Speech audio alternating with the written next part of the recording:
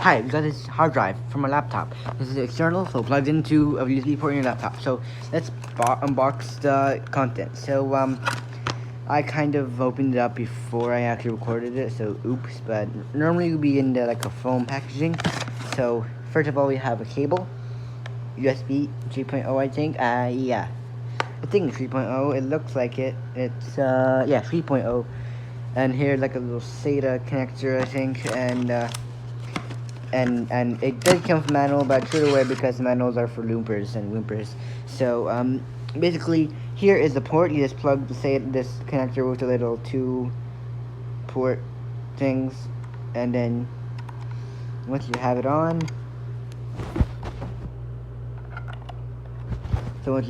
you carry it.